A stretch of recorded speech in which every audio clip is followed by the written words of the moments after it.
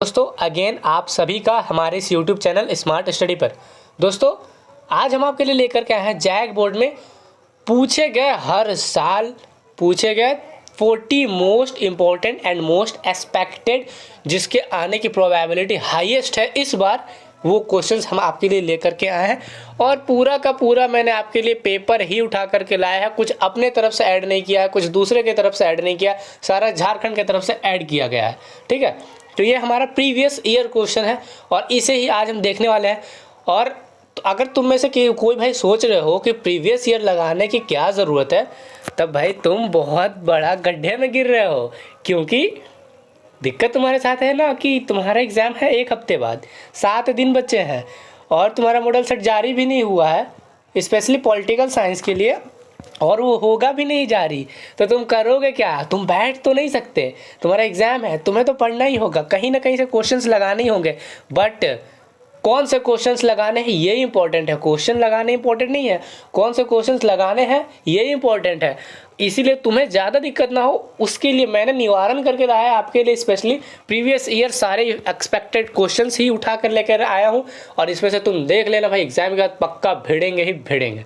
ठीक है, तो ज़्यादा बिना देरी किए भाई तुम आँख मूंद के इस सब को कर लो, क्योंकि तुम्हारे पास ज़्यादा वक्त रहा नहीं है। तुम हाँ या ना करूँ या ना करूँ, तुम्हारे पास अब ऑप्शन नहीं है, तुम्हारे पास एक ही ऑप्शन है कि हाँ करना है, बस इसके अलावा नहीं।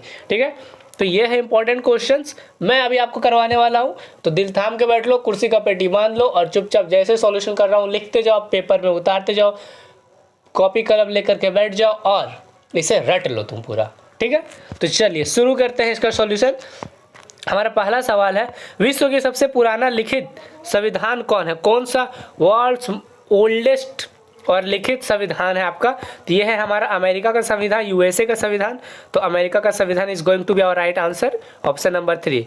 सेकेंड नंबर क्वेश्चन है, भारतीय संविधान सभा का गठन निम्न में से किस योजना के तहत हुआ था?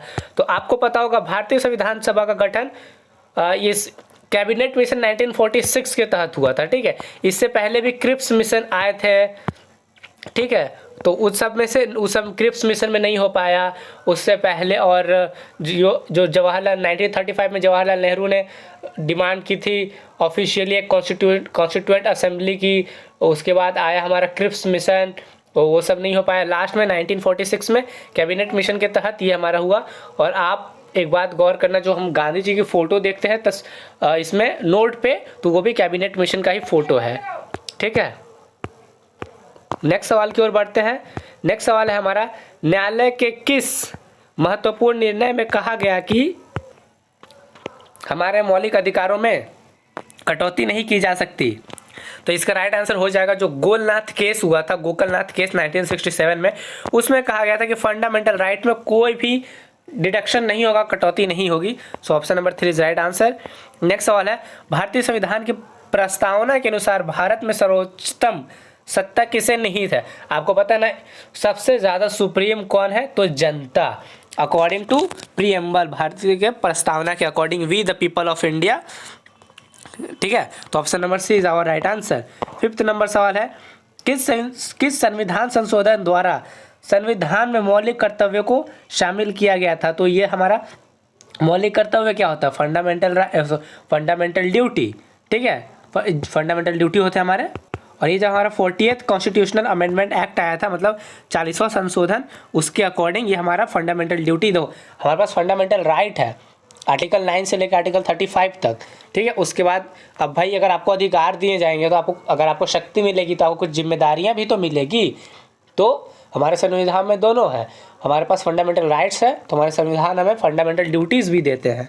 ठीक है, और नेक्स्ट सवाल है, किसने कहा है कि, ये 7th नंबर सवाल है, किसने कहा है कि संविधान उपचारों का मौलिक अधिकार भारतीय संविधान की अंतर आत्मा है? ये बेसिकली आपका आर्टिकल 35 से राइट टू रेमेडीज से सवाल किया गया था। तो ये कहा गया था हमारा भीमराव अंबेडकर के द्वारा गया कि, और ये हमारा पूछा हुआ है एनडीए पॉलिटिकल साइंस में 2021 का सवाल है। ठीक है, चलो नेक्स्ट क्वेश्चन की ओर बढ़ते हैं।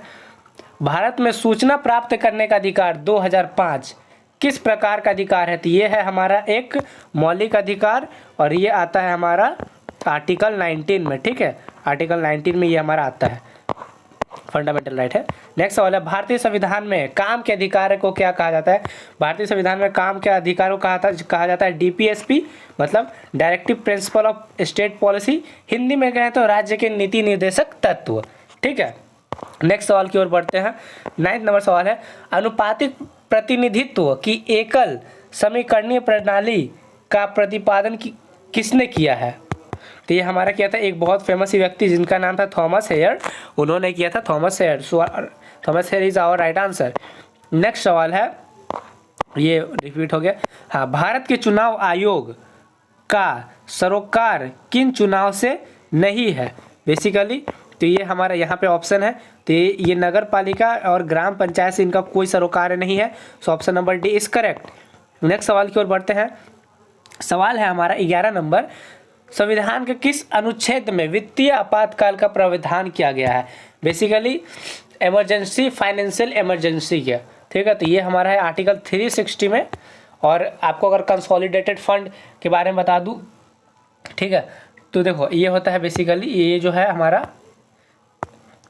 वित्तीय आपातकाल, ये एक हमारे संविधान में होता है कंसोलिडेटेड फंड, और एक ये होता है, ठीक है, वित्तीय आपातकाल। वित्तीय आपातकाल में मतलब कि अगर भाई जैसे हमारे देश में अगर आर्मी ऑफिसर को पेंशन मिलता है, उनको सैलरी मिलती है, चीफ जस्टिस ऑफ इंडिया चाहे, तो इन सबको सैलरी मिलती है, तो कहाँ से मिलती है? इन सबको मिलती है कंसोलिडेटेड फंड से। ठीक है, और अगर आपको देश में कुछ करवाना है, कोई इंफ्रास्ट्रक्चर बनवाना है, या फिर उसके लिए तो पैसे लगेंगे ना, तो वो पैसे मिलते हैं पार्लियामेंट से। और ऐसे के अब भाई कोई भी अगर ऐसे ही दे दिया जाएगा तो कोई भी लेके चला जाएगा पैसे ना, इसलिए उसको क्या किया गया ना कि हमें पार्लियामेंट में पेश करना पड़ता है कि हमें ये काम है, इसलिए इतने पैसे चाहिए। उसके बाद उसमें वोटिंग होके पैसे मिलते हैं। बट अगर मान लो कहीं भूकंप आ जाए, कहीं सुनामी आ जाए, इमरजेंसी पैसे की ज़रूरत पड़ जाए, अब भाई तो अब तो तुम वहाँ पार्लियामेंट में जाके बिल तो पास करोगे नहीं, वहाँ चर्चा तो करोगे नहीं, क्योंकि इमरजेंसी है ना। तो ये पहले था हमारा 5 करोड़, अब ये हमारा हो गया है 500 करोड़। ठीक है, तो ये मैंने थोड़ा आपको एक्स्ट्रा इन्फॉर्मेशन बता दिया। नेक्स्ट है, भारत की पहली राष्ट्रपति महिला बनी थी प्रतिभा भाई पाटिल, तो Pratibha Patil option number 3 is correct for this one. Next question की ओर बढ़ते हैं हम 13 नंबर सवाल की ओर। 13 नंबर सवाल है हमारा, किसको कैबिनेट के मेहराब की आधारशिला कहा गया है? देखो, कैबिनेट के मेहराब की आधारशिला प्रधानमंत्री को कहा गया। आधारशिला मतलब जो बहुत ज़्यादा इंपॉर्टेंट हो, अगर हमारा प्रधानमंत्री ही नहीं रहे, उनके पास ही अगर वो बहुमत नहीं होगी तो सरकार हमारी गिर जाएगी ना, इसीलिए प्रधानमंत्री को आधारशिला। बेसिकली पूरा पार्लियामेंट जो होता है ना, वो रिस्पॉन्सिबल होते हैं प्रधानमंत्री को। 14 नंबर सवाल है हमारा, संसद की संयुक्त बैठक की अध्यक्षता कौन करता है? तो संसद की संयुक्त बैठक की अध्यक्षता हमारे करते हैं लोकसभा के अध्यक्ष, मतलब स्पीकर, लोकसभा स्पीकर। ठीक है, ये करते हैं। नेक्स्ट सवाल है 15 नंबर सवाल है, धन विधेयक को प्रमाणित करने की शक्ति किसके पास है? तो इसके ऑप्शन है, तो अब देखो भाई, धन विधेयक, अब धन तो आपको पता है वित्त मतलब वित्त मंत्री के पास होगा। ठीक है, 15 नंबर सवाल है, राज्यसभा से निर्वाचित सदस्यों की अधिकतम संख्या कितनी होती है? तो देखो, राज्यसभा में जो निर्वाचित सदस्य होते हैं ना मैक्सिमम, वो होते हैं हमारे पास 250। ठीक है, ये होते हैं 250। ये निर्वाचित मतलब जिसे लोग चुनते हैं, और ये होते हैं इलेक्टेड, जिसे प्रधानमंत्री बोल रहा हूँ, राष्ट्रपति ऐसे ही, मतलब उन्हें लोग नहीं चुनते हैं, बट वो ऐसे ही उन्हें कोई भी चुन के भेज सकता है। जैसे सचिन तेंदुलकर को, अब सचिन तेंदुलकर को भी बनाया गया है राज्यसभा का सदस्य, किसमें? खेल के लिए। ठीक है, क्योंकि वो बहुत ज़्यादा एक्सपर्ट रह चुके हैं क्रिकेट में, इसलिए। तो ये बेसिकली ये हमारे सीट्स होते हैं, और ये 12 सीट अलाउ होते हैं। ठीक है, तो ये हमारा right answer for question number 15। 16 number सवाल की ओर बढ़ते हैं। 16 नंबर 17 नंबर सवाल है हमारा, संसद की संयुक्त बैठक की अध्यक्षता कौन करता है? तो संसद की संयुक्त बैठक की अध्यक्षता करता है हमारे उपराष्ट्रपति नहीं होगा, इसका आंसर होगा लोकसभा के अध्यक्ष। ठीक है, ये लोकसभा के अध्यक्ष, ऑप्शन नंबर डी, गलती से बोल दिया संसद। ठीक है, नेक्स्ट सवाल की ओर बढ़ते हैं हम। हमारा नेक्स्ट सवाल है, कानून के शासन का विचार किसने दिया था? ठीक है, तो ये बहुत अच्छे सवाल है, कानून का शासन का विचार किसने दिया था? तो भाई ये दिया था हमारा एवी डाइसी ने। देखो एवी डाइसी, नाम भी गजब, AV Dicey, option number B is correct. Next question की ओर बढ़ते हैं। 28 बोल रहा हूँ, 18 नंबर सवाल के इस समय भारत में कुल कितने न्यायालय हैं? ठीक है, तो इस समय आप याद रखिए, तो डाटा वाला सवाल है। 21 न्यायालय है, देख रहे हो कितने कम है। ये हाई कोर्ट्स की बेसिकली बात हो रही है, 21 हाई कोर्ट्स है। ठीक है, हमारे पास स्टेट्स 28 है और नंबर ऑफ हाई कोर्ट्स 21 है। ठीक है, नेक्स्ट सवाल है भारतीय संघात्मक व्यवस्था की अवशिष्ट शक्ति किसके पास है? तो भारतीय इसका अवशिष्ट किसके पास है? तो संसद के पास है। बेसिकली वो कोई भी लॉ बना सकते हैं, इसलिए option number 3 is correct. Next सवाल की ओर बढ़ते हैं। सॉरी, वो ये है, मुझे सर्दी हो गया है। 20 नंबर सवाल की ओर बढ़ते हैं। 20 नंबर का सवाल है राज्य के शासन केंद्र का प्रतिनिधि किसे कहा गया है? तो ये कहा गया हमारे राज्यपाल को। ठीक है, ऑप्शन नंबर 2। और देखो राज्यपाल क्या होते हैं, आप ऐसे समझो, देश के लिए जो सबसे बड़े पोस्ट होते हैं राष्ट्रपति, तो देश का जो सबसे बड़ा पोस्ट होता है राष्ट्रपति, प्रधानमंत्री तो खैर अलग की बात है। उसी तरीके से जो स्टेट के लिए सबसे बड़ा जो पोस्ट होता है वो राज्यपाल का होता है। और राज्यपाल हमेशा प्रधानमंत्री नियुक्त करते हैं, हमेशा सेंट्रल गवर्नमेंट नियुक्त करती है। ठीक है, नेक्स्ट क्वेश्चन की ओर बढ़ते हैं। नेक्स्ट क्वेश्चन है हमारा सन 1959 में त्रिस्तरीय पंचायती राज व्यवस्था लागू करने वाला वह पहला राज्य कौन है? अच्छा, बहुत अच्छा सवाल है। जो 3 टायर गवर्नमेंट है जो हमारे इंडिया में 1959 में है, तो ये सबसे पहला राज्य कौन था उसे लागू करने वाला? तो ये था राजस्थान। ठीक है, तो Rajasthan is our right answer.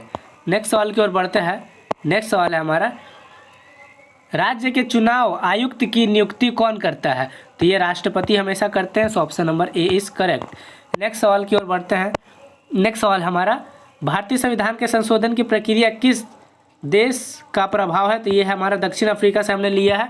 Amendment कैसे करना है कॉन्स्टिट्यूशन में, ये हमने दक्षिण अफ्रीका से, सॉरी। नेक्स्ट सवाल है 24 नंबर सवाल है 73वें संशोधन का संबंध हमारा किससे? ऑप्शन दो, हाँ, पंचायती राज्य व्यवस्था से है। ठीक है, जिसमें ग्राम पंचायत वगैरह ये सब आते हैं, तो option number 4 is correct. Next सवाल है आधुनिक भारत का राजनीतिक वैज्ञानिक कौन है? तो ये बहुत डाइसी क्वेश्चन है, ये है हमारा डेविड ईस्टर्न। ठीक है, नेक्स्ट सवाल की ओर बढ़ते हैं। नेक्स्ट सवाल है हमारा रिपब्लिक पुस्तक किसने लिखा था? तो रिपब्लिक पुस्तक प्लूटो ने लिखा था, so option number 2 is correct. Next सवाल है 26 नंबर, एक सेकेंड बड़ा कर दूँ इससे, रिपब्लिक के बाद, हाँ यहाँ पे 26 नंबर हमारा सवाल है 27 नंबर, सॉरी।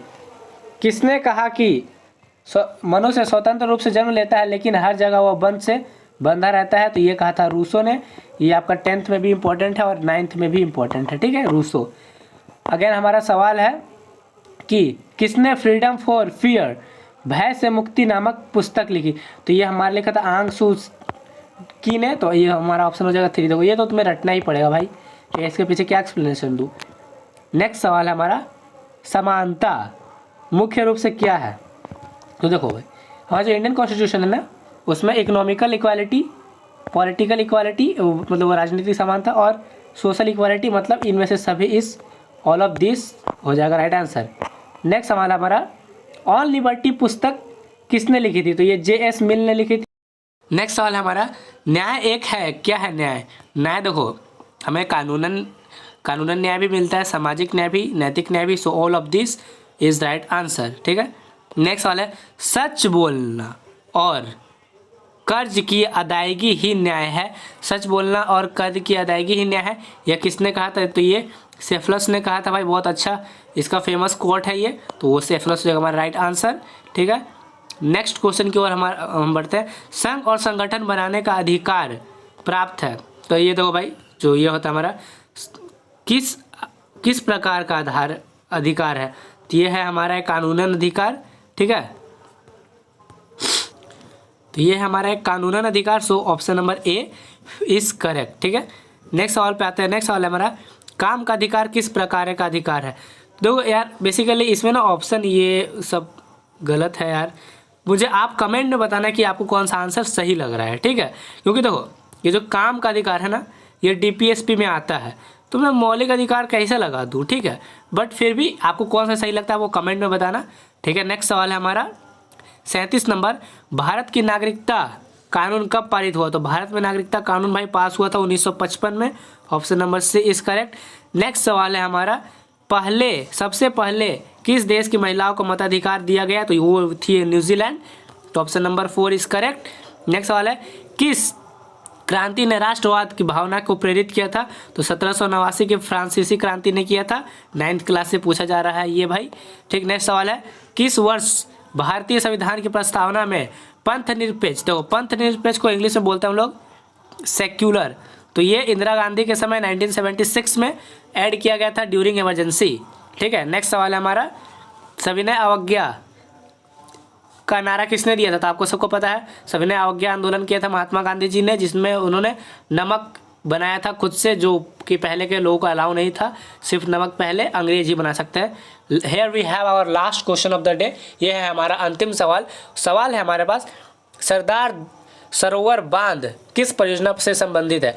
देखो, अगर तुम्हें इसका आंसर नहीं आ रहा तो दो, सरदार से आपको पता चला सरदार वल्लभ भाई पटेल की मूर्ति कहाँ बनाई गई है? गुजरात में, तो Gujarat is our right answer, ठीक है।